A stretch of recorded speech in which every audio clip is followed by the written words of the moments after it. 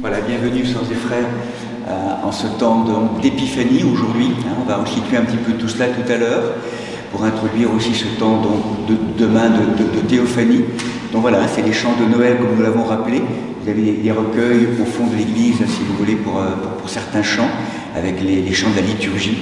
Donc en vous rappelant que le temps liturgique, en grec, l'œuvre commune, on ne le dira jamais assez, est un temps de bénédiction, un temps de louange, c'est une danse sacrée dans laquelle nous sommes invités à entrer tous ensemble dans ce bouillonnement de présence trinitaire qui vraiment nous fait entrer dans une autre logique, quitter l'esprit du monde pour entrer vraiment dans cet esprit du royaume, et là où on entre dans quelque chose de nouveau, comme un voyage qui nous fait vraiment entrer dans l'essentiel intérieur de notre vie, pour nous, mais aussi pour le monde entier, et d'offrir cela, de vivre cela, de vraiment l'honorer vraiment en lien avec tous ces lieux blessés du monde. Merci d'être là.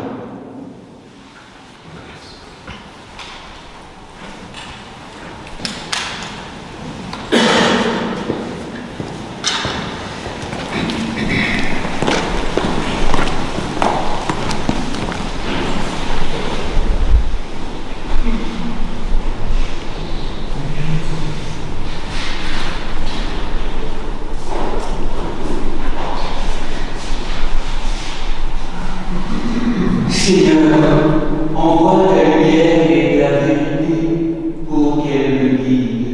Et me conduise à ta sainte montagne, à la porte de mon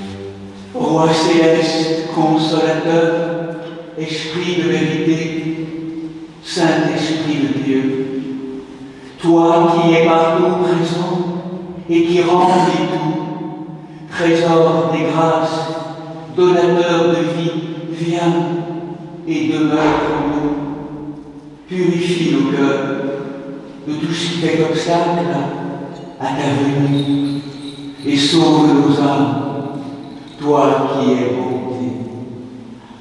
Amen. Que la paix du Seigneur soit toujours avec vous.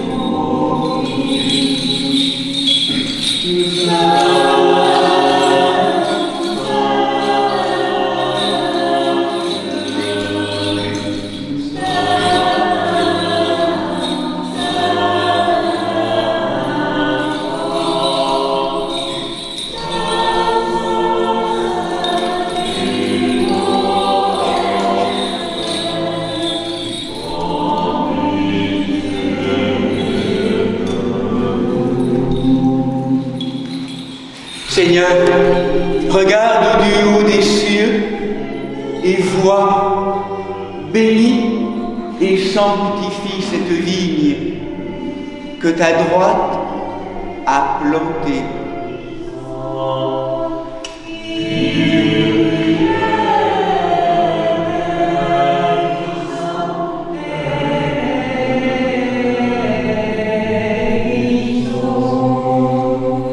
Gloire à toi qui nous a montré la lumière.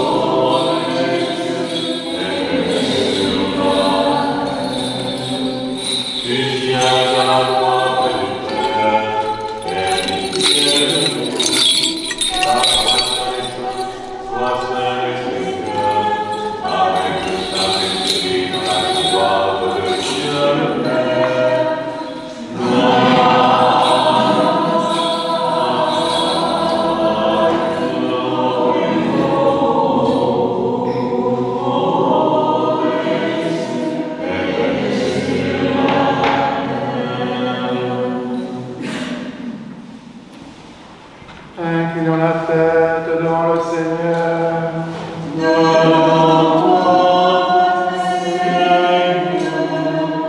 Dieu Tout-Puissant, dans ton amour, écoute avec bienveillance les prières de ton peuple qui célèbre aujourd'hui dans la joie où notre Dieu et Seigneur ayant endossé une humanité véritable se montre sur la terre sous la forme d'esclaves par miséricorde pour nous et manifeste par le ciel sa puissance divine, car celui qui s'est fait pour nous petit enfant a conduit les mages vers lui par le moyen d'une étoile. Nous te supplions, Seigneur, de même que tu leur as accordé de reconnaître ton Christ, Dieu véritable dans une chair véritable, accorde-nous maintenant, nous qui ont été engendrés dans le sein maternel de l'Église, d'être protégés dans le temps présent par ton secours, ta force, et de recevoir des dons éternels dans ton royaume céleste. Nous t'en prions par Jésus-Christ notre Seigneur, qui vit et règne avec toi et l'Esprit Saint, un seul Dieu, au siècle des siècles. Amen. Soyons attentifs.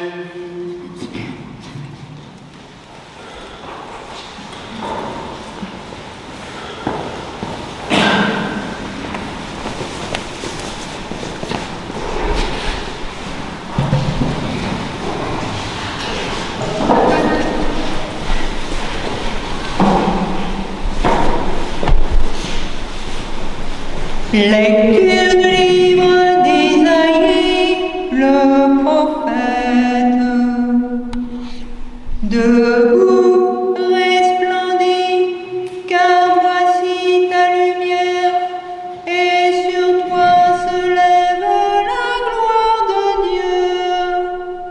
Tandis que les ténèbres s'étendent sur la terre, et l'obscurité sur les peuples, sur toi se lève Dieu, et sa gloire sur toi paraît. Les nations marcheront à ta lumière, et les rois à ta clarté naissante. Lève les yeux aux alentours et regarde. Tous sont rassemblés, ils viennent à toi. Tes fils viennent de loin et tes filles sont portées sur la hanche. Alors tu verras et seras radieuse, ton cœur tressaillira et se dilatera, car les richesses de la mer afflueront vers toi, et les trésors des nations viendront chez toi.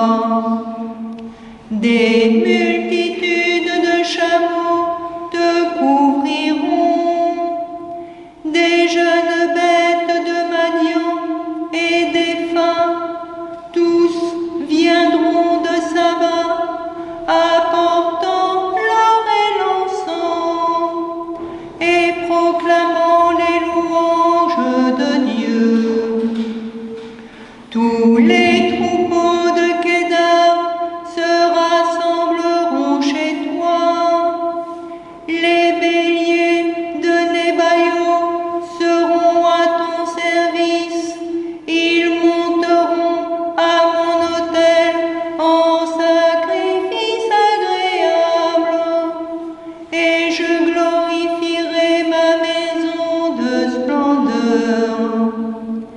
Qu'est-ce que cela qui vole comme un nuage, comme des colombes vers leur colombier? C'est en moi que les îles espèrent, les bateaux de Tarsis ont pris la tête pour ramener de loin tes fils, avec leur argent et leur or, à cause du nom de Dieu, ton Dieu qui t'a glorifié. Ainsi parle le Seigneur, le Saint d'Israël.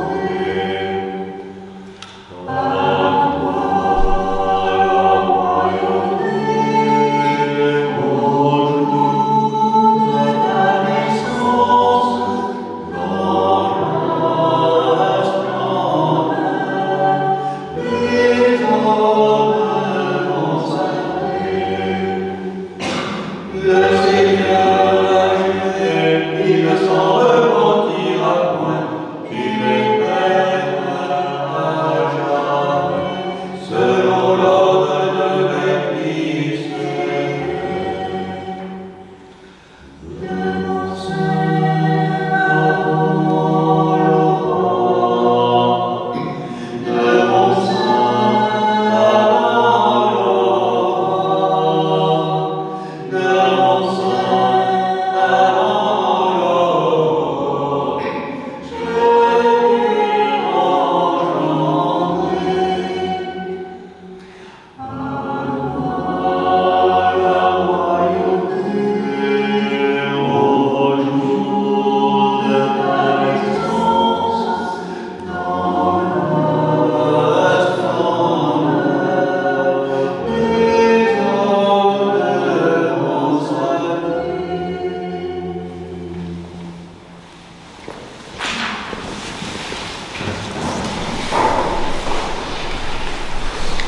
Lecture de l'épître du bienheureux apôtre Paul à Tite.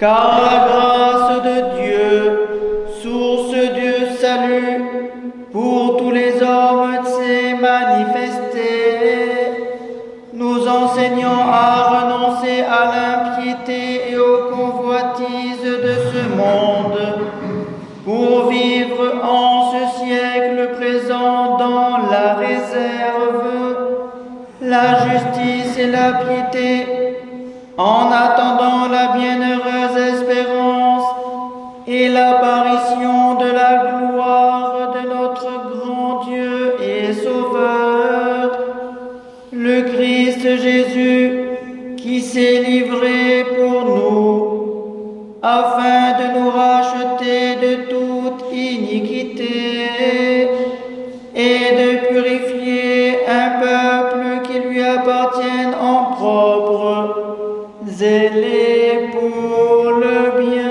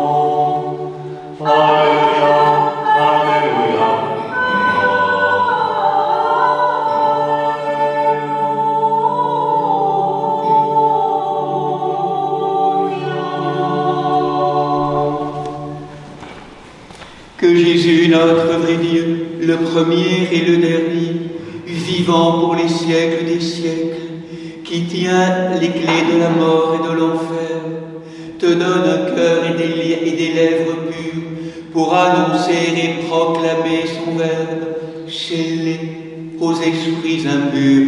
Seigneur, ouvre nos oreilles, que nous entendions ce que l'Esprit dit à l'Église.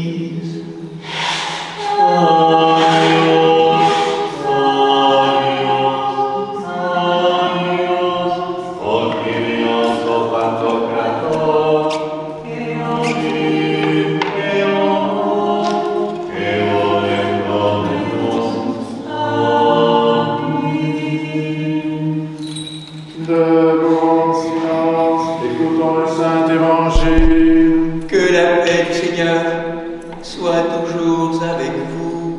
Et avec ton esprit. Lecture du Saint-Évangile selon saint Matthieu. Gloire à toi, Seigneur.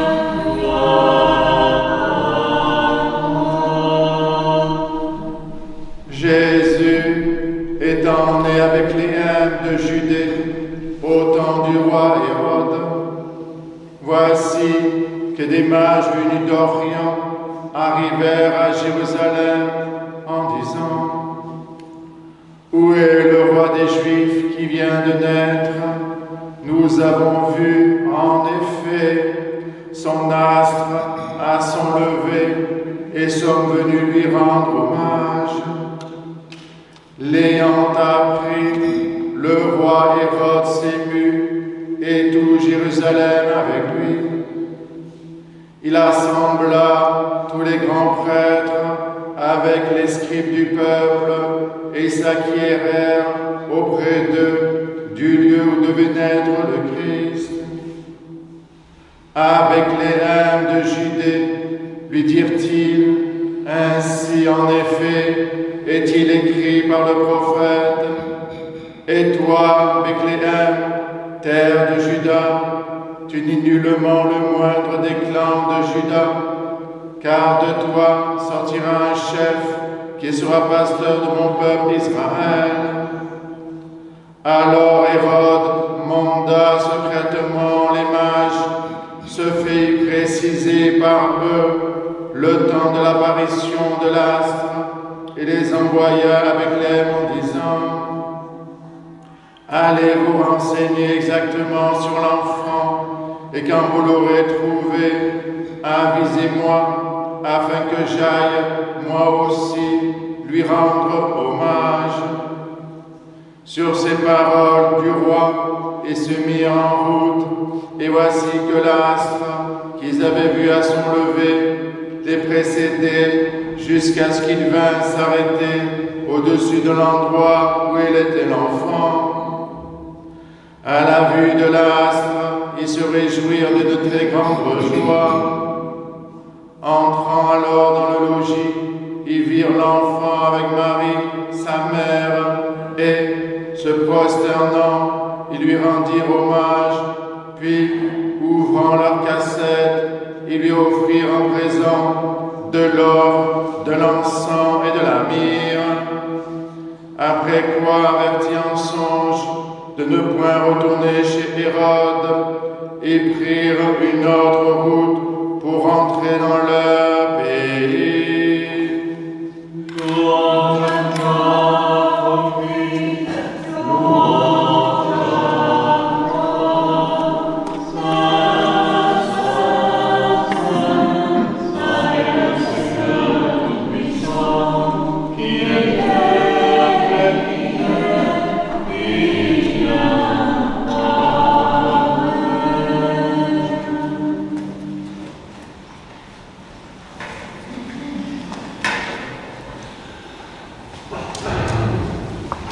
Gloire à la divine Trinité, Père, Fils et Saint-Esprit, asseyez-vous, sœurs et frères, quelques minutes.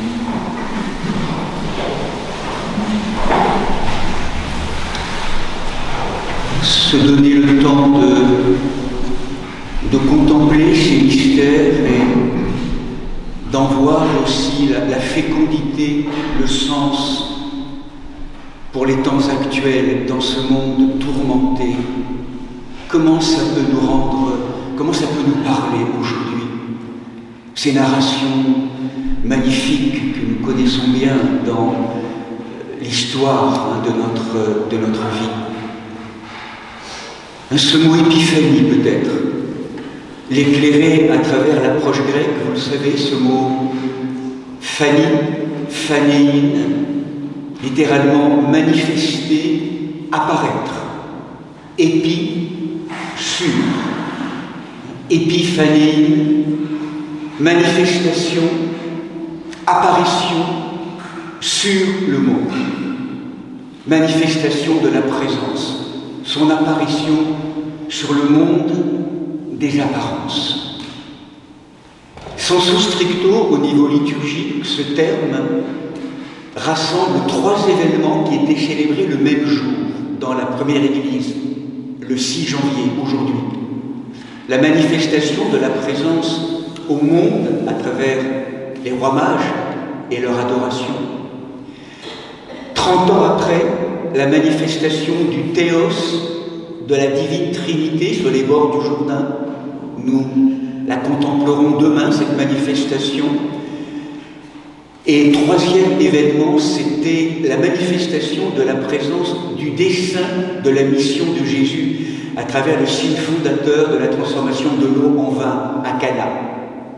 3 événements noués dans le texte liturgique, tout à l'heure vous l'entendrez, pour nous parler au sens strict d'une manifestation. Mais finalement, vous le sentez bien de manière plus large, derrière ce mot d'épiphanie, c'est d'entendre tout le mystère de la manifestation, de l'apparition de la présence invincible, inouïe de l'être éternel sur le monde des apparences. Et du coup, on entend combien ce thème est extrêmement guérissant et porteur pour les temps actuels.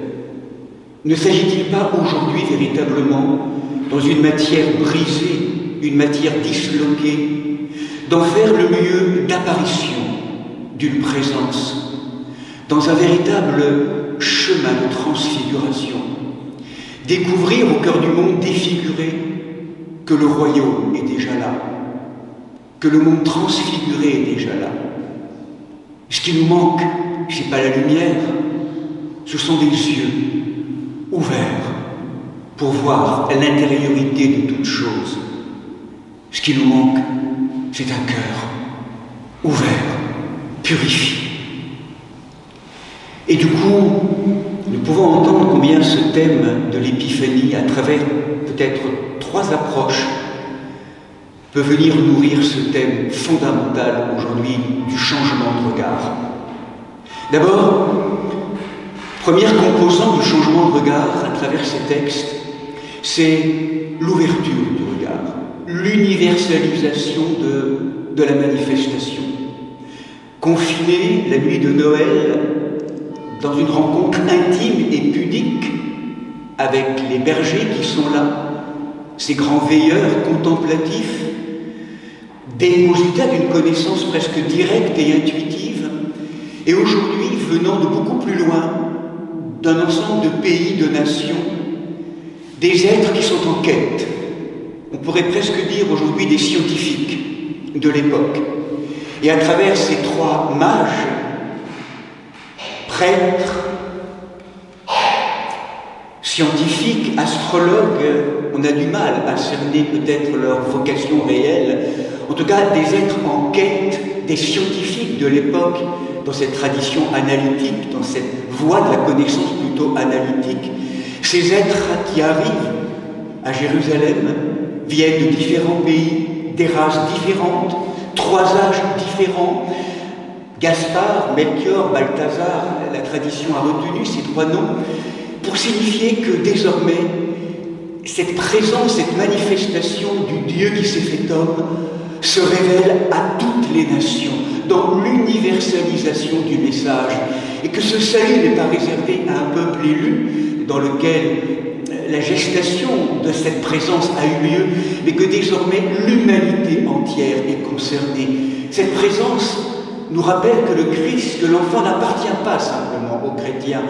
Il nous projette dans l'au-delà de toute forme traditionnelle pour nous conduire à une vastitude d'un salut qui concerne tout l'homme et tous les hommes, la nation, toutes les nations.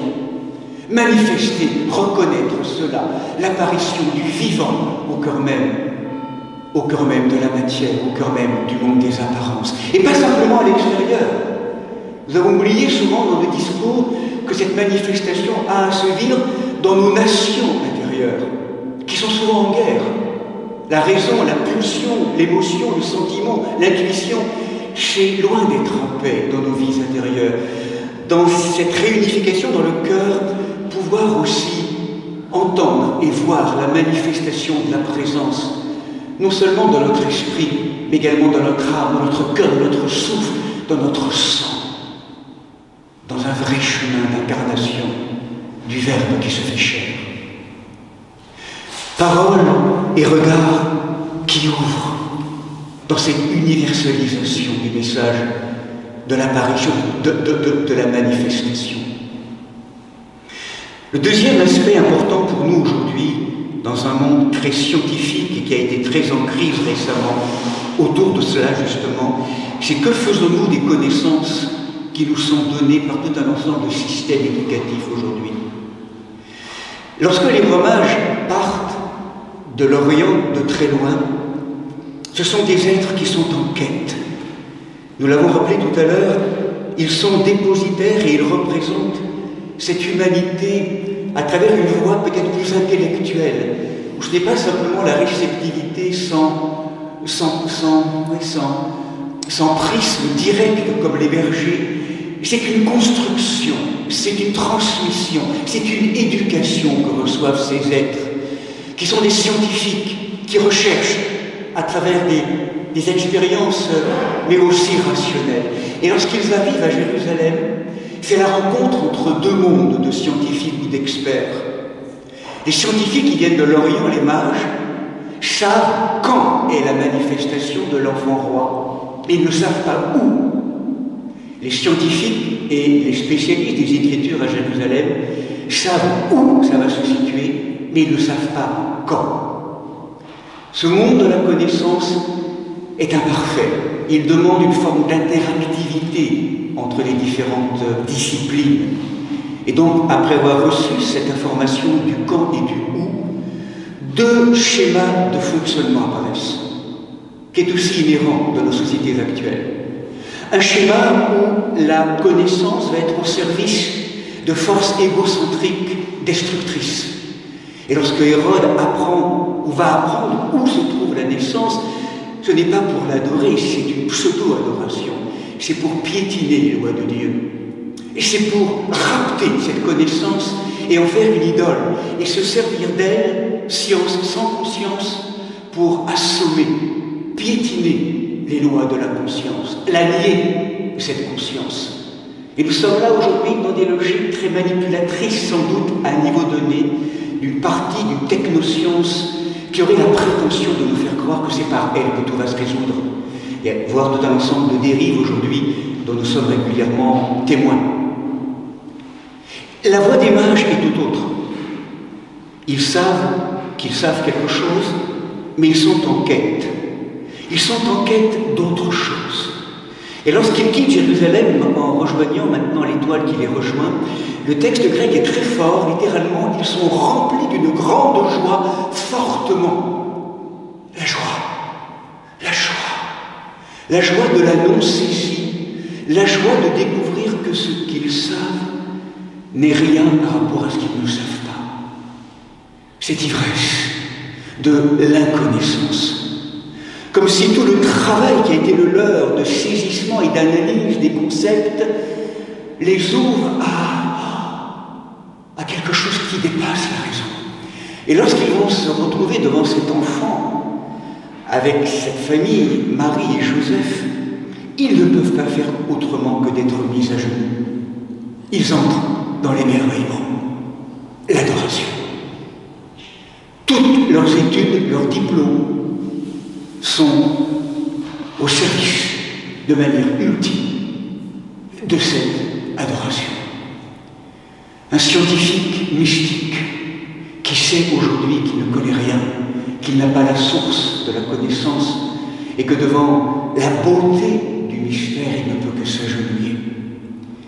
Cette grâce, quels que soient nos registres de connaissances et d'études, tout devrait nous conduire à terme à cette dépossession, à cet échec quelque part de nos facultés humaines, ou en tout cas pousser au bout pour aller vers la véritable connaissance, forme d'union, de gnose, gnosis, nous dira le texte grec.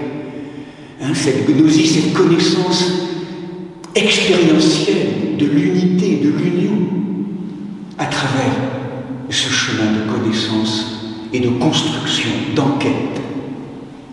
Et du coup, pour terminer, le troisième aspect qui me paraît important à travers ce texte, c'est qu'à travers le nom de ces rois mages, déposons là la quintessence de leur trésor, à travers l'or, l'encens et la myrrhe. Beaucoup d'interprétations autour de ces notions, l'or comme puissance ou représentant la puissance du corps, l'encens de l'âme, la myrrhe de l'esprit. Peut-être simplement retrouver cette interprétation très classique de la tradition, l'offrande de l'or pour signifier la royauté de l'enfant, qu'ils reconnaissent, adorant, l'encens comme reconnaissance de la dimension sacerdotale de l'enfant, et la myrrhe comme reconnaissant la dimension prophétique de l'enfant. Mais à travers ces trois dons, c'est une invitation pour chacun d'entre nous à changer de regard sur nous-mêmes et sur la création et sur le Seigneur pour nous réapproprier. C'est l'un des sens du baptême, nos vocations profondes d'être roi, prêtre et prophète. Et je crois qu'il n'y aura pas de changement profond, véritablement, aujourd'hui, si l'être humain ne retrouve pas cette dignité qu'il est ontologiquement. Roi, non pas au service, peut-être de processus égotique ou dominateur ou exterminateur ou piétinant, mais une royauté de service qui va être invité à rencontrer, à épouser, à maîtriser du dedans avec douceur et rigueur aussi par moments toutes ces énergies animales, ce royaume intérieur, être des messagers de cette royauté ordonnée à la dimension royale et divine, ordonnée au Seigneur. Cette prêtrise aussi comme médiation entre Dieu et les hommes à travers un ensemble de rituels, d'actes sacrés, prendre conscience de cette dimension d'offrande, de rendre à Dieu tout ce qui est à Dieu. Et l'antithèse de la dimension sacerdotale, c'est le mot consommateur. Consommation, Eucharistie, communion, rendre à Dieu ce qui est à Dieu, dans cette dimension de pont, reliant tous les plans de la matière avec l'incréé divin. C'est notre vocation. Et la dimension prophétique, pour finir, qui n'est pas simplement de deviner l'avenir, le prophète véritable ne devine pas l'avenir. Il est gardien de l'éternité. Ces faux prophètes, ces dimensions prophétiques qui pourraient prévoir des choses, ne sont pas dans ce cadre-là. C'est une mystification, on pourrait dire. Le prophète est transparent à la présence de Dieu. Il est le messager, le témoin de l'apparition de la présence. Sa parole, sa pensée, son agir, c'est celle pratiquement de l'être divin. Il n'y a pas d'obstacle. Il est gardien de l'éternité, gardienne du sanctuaire. Pas gardien d'un devenir à travers des projections dans la temporalité. Retrouver ces vocations de prêtre, roi et prophète, roi, prophète, prêtre, est fondateur aujourd'hui, pour que progressivement, dans cette réappropriation de notre dignité, le regard change, et le regard qu'on pose sur la matière change, sur tout va changer. Que nous puissions, sœurs et frères, aujourd'hui devenir ces lieux d'épiphanie. C'est nous, chacun d'entre nous, qui au cœur même de l'apparence de nos corps, de nos identités humaines, de nos histoires parentales, transgénérationnelles, sont invités à faire apparaître ou à laisser la place, dans la grâce de l'Esprit Saint, à l'apparition. Ce lieu est saint. Je ne le savais pas. Je ne le savais pas. Se laisser faire et défaire par la pulsation de l'éphémère pour rejoindre l'agenouillement intérieur qui signe la vraie prière. Que ces paroles de notre sœur Francine Carillon, nous puissions les laisser résonner pour notre bien-être, notre salut et le salut de tous et de tout. Soyez bénis, sœurs et frères.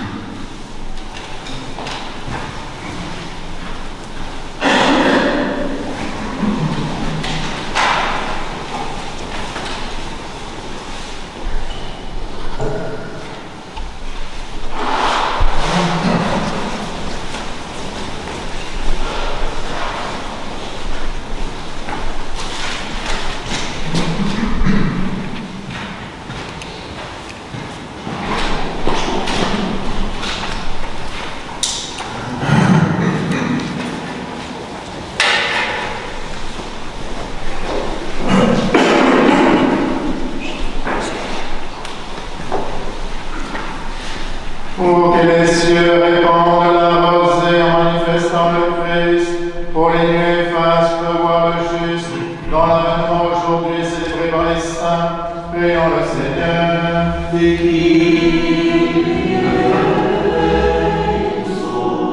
Pour que la terre s'ouvre et que la Vierge, selon la parole de l'ange, conçoive et enfante le Sauveur, prions le Seigneur.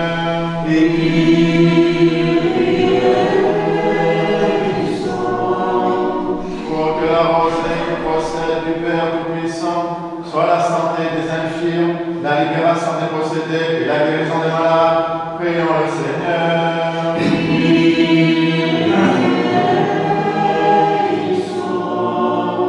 Pour que la pluie du matin imbibe le sol aride de notre temps, prions le Seigneur.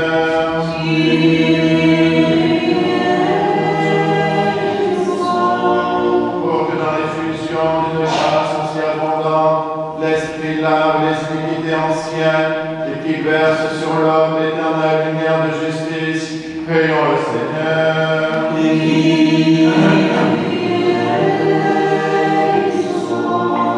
Que nous puissions contempler sans péril la présence parmi nous du Fils éternel, marchant devant lui avec des transports de jubilation, prions le Seigneur.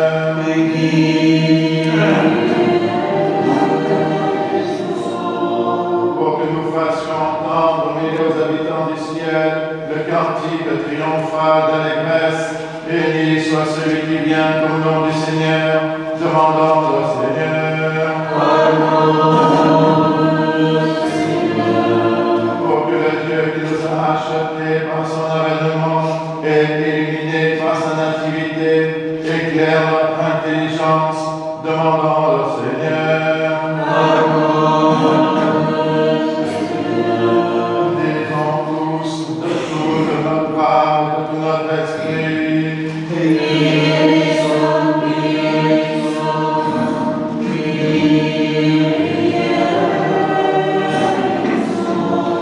Prête une oreille attentive, Seigneur, à notre désir de muter, de mourir à ce monde instable, et de nous déposer en toi et pour toi, car nous sommes ton peuple régénéré par l'eau et illuminé par ta grâce. Sauvegarde et exauce celles et ceux qui te supplient par ta miséricorde et ton amour pour tous les êtres, Père, Fils et Saint-Esprit, ô notre Dieu qui vit, règne et triomphe au siècle des siècles. Debout, sagesse, soyons en silence. Que la paix du Seigneur soit toujours avec vous. Que nos lèvres s'ouvrent, que notre bouche proclame ce que la foi a déposé dans nos cœurs. Amen.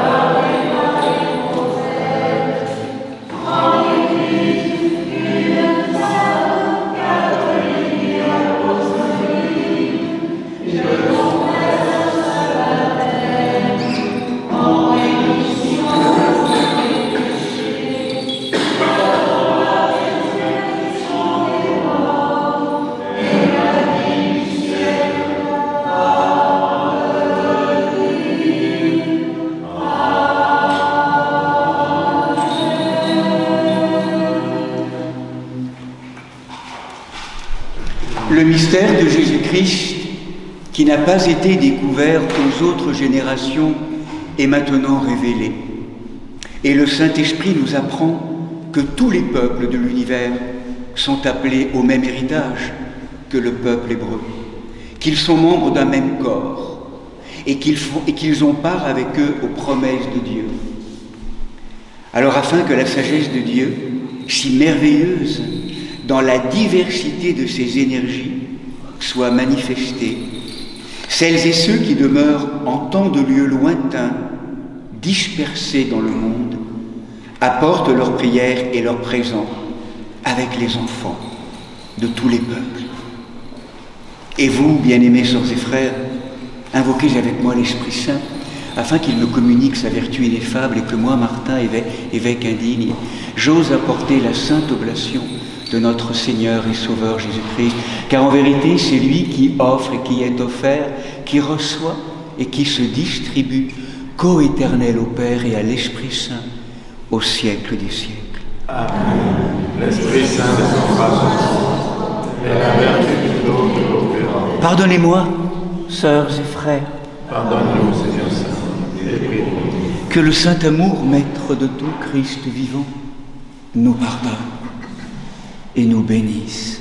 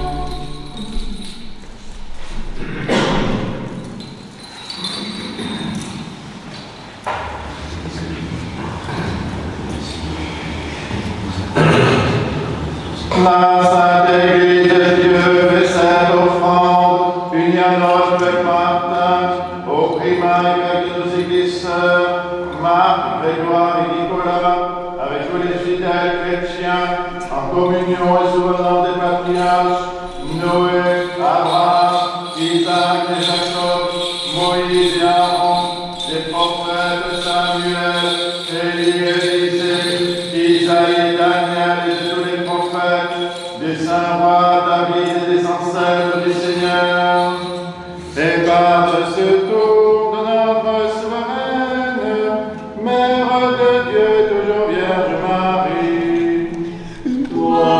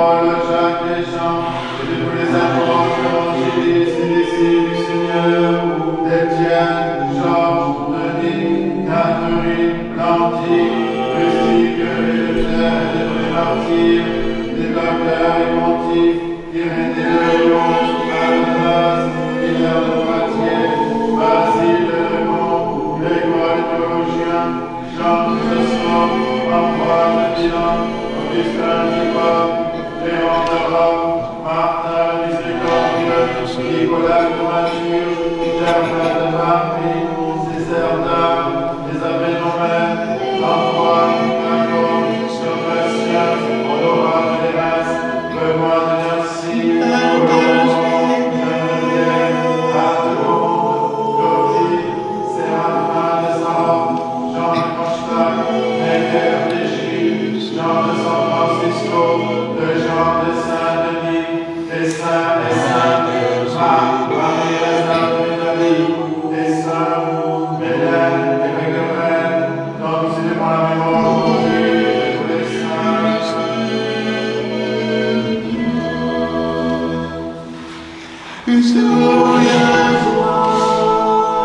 En mémoire du repos des prêtres et diacres qui ont servi dans cette église, nous souhaitons d'eux, Monsieur Virgile, Sera, Sœur Monique, Père-Louis, Père Jacques, Père Joseph, Père Régis, Christian, Sébastien, Nicolas, Prima, Mylène, Marie-Louise, Béline, Michel, Jean-Marc, Geneviève, Béatrice, Suzy, Yannick, Janine, Marie-Salomé, Pierre, Gabriel, Éric, Jacqueline, et de tous les serviteurs des femmes dont les noms sont inscrits dans ces diptyques et qui se sont endormis dans la paix et la foi, dans l'attente de la résurrection bienheureuse, que le Seigneur leur donne le repos, là où brille la lumière de sa face. En mémoire et pour le salut de notre évêque Martin, les évêques de la communion, Marc, Grégoire et Nicolas, les serviteurs de nos paroisses, des malades, nous souvenons en particulier de Montassar, Marie-Pierre, Isabelle, Constance, Chaplia, Ghislaine, Geneviève, Mary, Caroline, Williams, Marc, Aurélie, Frédéric, Nicole, Chantal, Roger, Marie-Christine, Gaël, Juliette, Michaela, Clémentine, Sandrine. Et de tous les fidèles dont les noms sont conservés ici, que les Christ notre Seigneur les inscrive tous au livre de vie. Ayant entendu les noms et les demandes des offrandes, nous supplions ta miséricorde par ton Fils Jésus-Christ, qui a changé miraculeusement l'élément de l'eau en vin, tel ordonné que les noms fichés par ces diptyques que nous venons de prononcer soient associés à tous les saints et saints, et que nous connaissions ton Fils, seul Sauveur du monde, ami de l'homme, co-éternel à toi, Père et au Paraclet, à toi louange, bénédiction, sagesse, honneur, puissance, force et action de grâce, au siècle des siècles.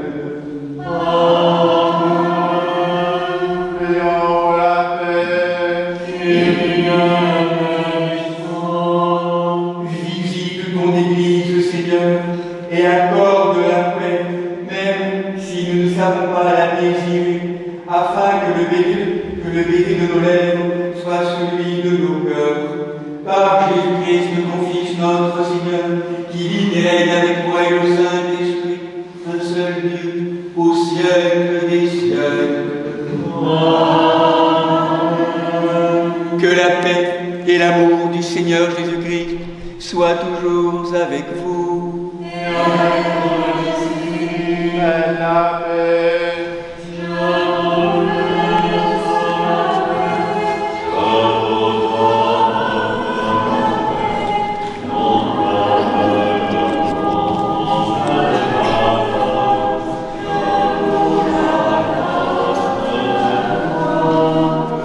Et je vous donne un commandement nouveau, de vous aimer les uns les autres, comme je vous ai aimé. Je vous laisse ma paix, je vous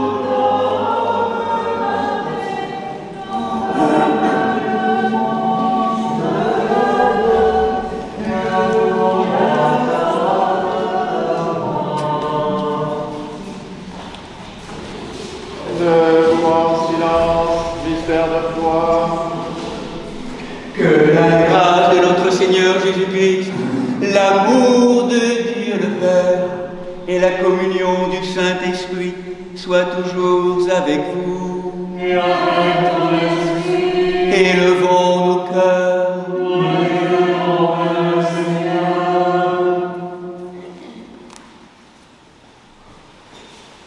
Rendons grâce au Seigneur notre Dieu. Grâce et Qui est véritablement digne et juste, équitable et salutaire, de te rendre grâce en tout temps et en tout lieu, Seigneur Saint-Père Tout-Puissant dans ton amour, Dieu éternel, car tu as manifesté à ton peuple ta puissance d'amour et ton salut, lui accordant la lumière de cette solennité, une étoile plus brillante que les autres, a appelé les hommes des pays lointains pour leur permettre d'adorer le vrai roi du monde sous la forme d'un enfant nouveau-né, lumière qui devait se manifester, salut que tu as mis devant tous les peuples. C'est pourquoi l'univers tout entier exulte d'une joie débordante, chantant avec les puissances célestes l'hymne de ta gloire en disant Saint, Saint, Saint, est le Seigneur de l'univers.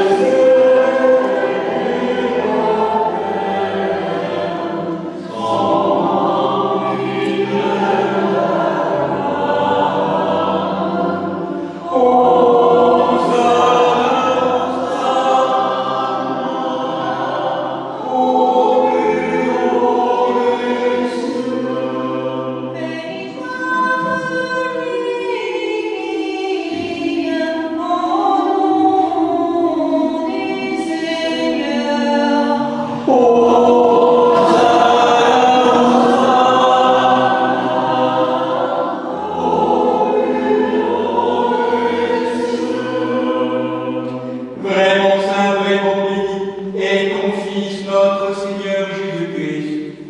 Pour révéler sa naissance céleste, il a rassemblé dans le monde en ce jour les miracles de sa majesté. Il a montré hommage à l'étoile divine qu'il devait adorer, et laissant passer un temps, il sanctifia les flots du Jourdain par son baptême. Et enfin, à Cana de Galilée, il chargea l'eau en vin.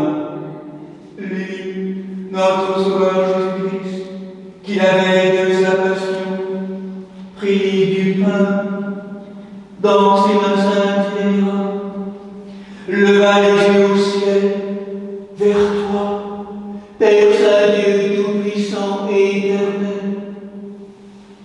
Ton grâce, il le bénit, le rompit et le donna à ses apôtres en disant Prenez et mangez-en tous, ceci est mon corps qui est livré pour vous.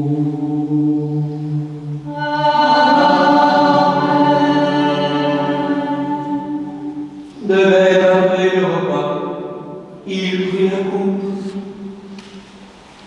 te rendant grâce, il la bénit et la donna à ses apôtres en disant Prenez et buvez-en tous, ceci est mon sang, celui de la nouvelle et éternelle alliance, qui est répandu pour vous et pour la multitude en en rémission des péchés. Faites ceci en mémoire de moi.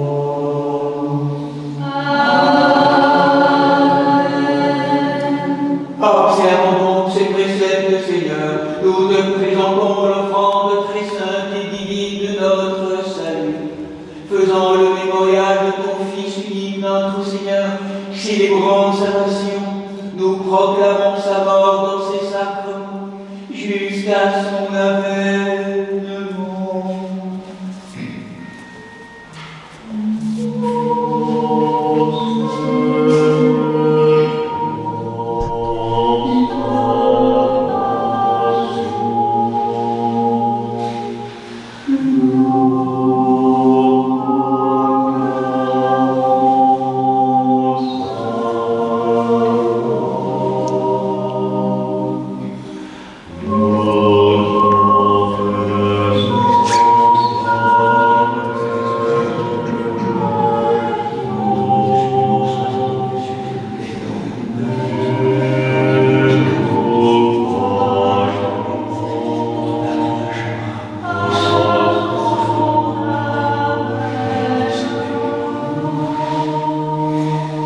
Nous te prions, Seigneur, et supplions ta majesté, que montent nos humbles prières vers toi, Dieu très clément, et que descende sur nous, sur cette famille, sur nos familles, sur ce pain, sur cette coupe et sur le monde entier, la plénitude de ta divinité, comme elle descendait autrefois sur les offrandes des anciens, afin que ce sacrifice devienne véritablement le corps et le sang de ton Fils, notre Seigneur Jésus-Christ, par la puissance insaisissable et infinie de ton très Saint-Esprit.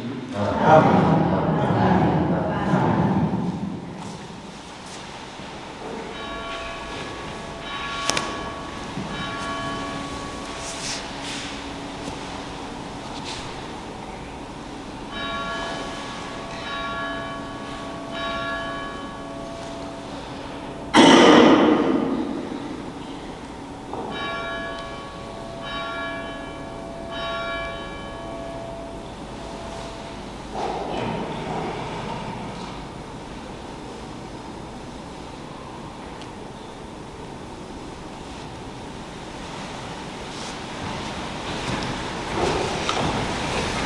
Et que tu donc sois protection bien portant et remède aux malades. Procure la réconciliation, sœurs et frères en discorde, et augmente la paix et la charité en surabondance, qui confère la sagesse à tous les êtres humains sans raison, et serve de mesure aux sages, donne la vigilance aux âmes appesanties, et la douceur aux âmes zélatrices, qui nous fasse participer à la communion à ce saint autel, à la communion de tous les saints dans le royaume céleste, hâtant la venue glorieuse du Christ, la plénitude de l'Esprit et la transfiguration de la création, par qui tu crées tout et bénis ce qui est créé, sanctifie ce qui est béni et distribue ce qui est sanctifié. À toi, Père Tout-Puissant, et au Verbe fidèle et à l'Esprit Saint sanctificateur, convienne toute honneur, toute gloire et adoration, maintenant et toujours, et au siècle des siècles.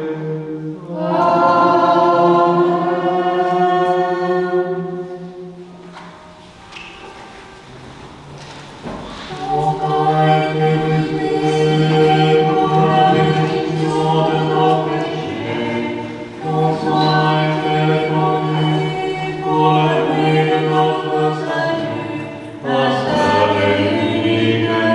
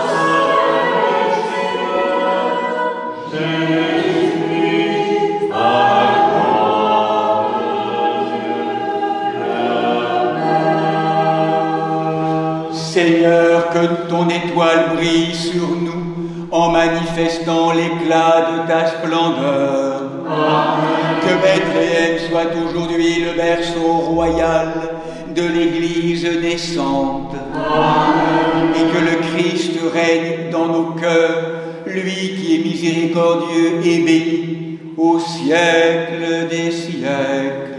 Amen. Bien-aimés sœurs et frères, nous qui allons communier maintenant baptisés, que nous sommes, pour la grande majorité, ouvrons toutes grandes les portes de notre humanité, de notre vie, pour laisser entrer le pardon divin qui se manifeste à nos nations intérieures, tous ces lieux où nous n'arrivons plus parfois à être, à vivre, à aimer. Tu peux tout, Seigneur, viens, descends, déligote, dénoue, pardonne. Pardonne. Pour nous et pour tous. Et qu'à travers les 10 serviteurs que je suis, la divine Trinité d'amour nous pardonne nos péchés, nos souillures, nos erreurs de visée, nos ratages, qu'elle nous guérisse et nous bénisse au nom du Père, du Fils et du Saint-Esprit. Amen. Venez communier en paix. Je crois que c'est moi.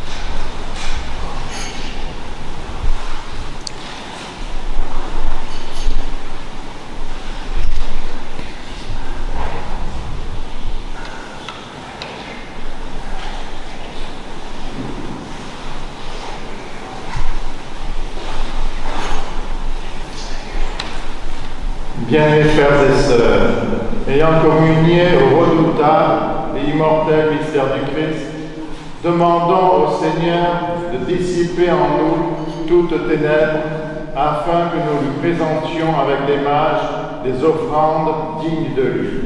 Prions le Seigneur.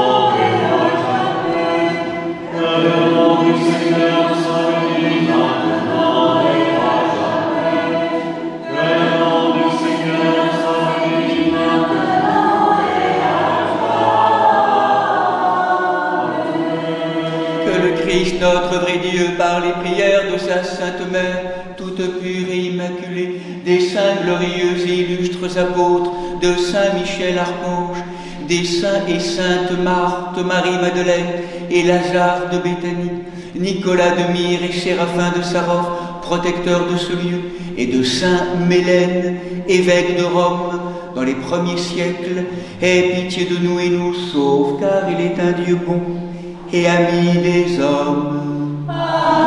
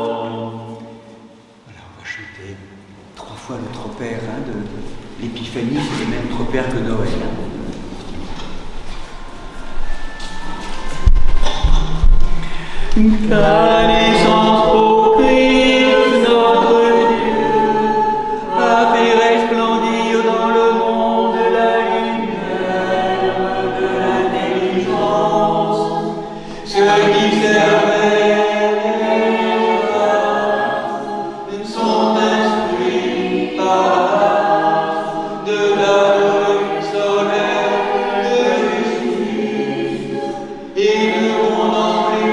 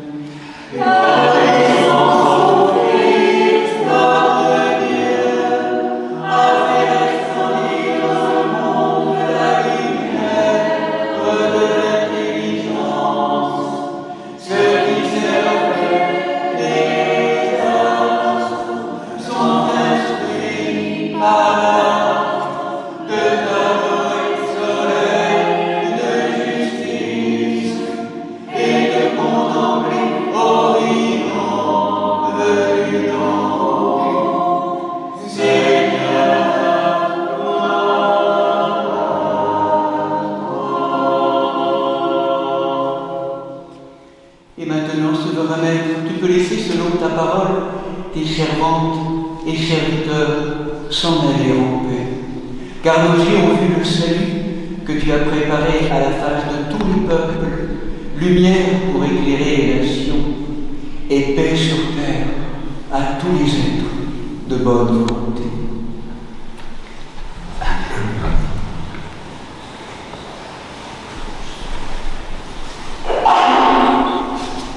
Voilà, belle fête d'Épiphanie. Voilà, donc demain on surenchérit avec la théophanie. Demain donc il y aura une autre manifestation donc ensemble. Donc nous proposerons les vêpres ce soir de la théophanie à 18h. Il n'y aura pas de paniquide, mais l'office donc des vêpres de la théophanie.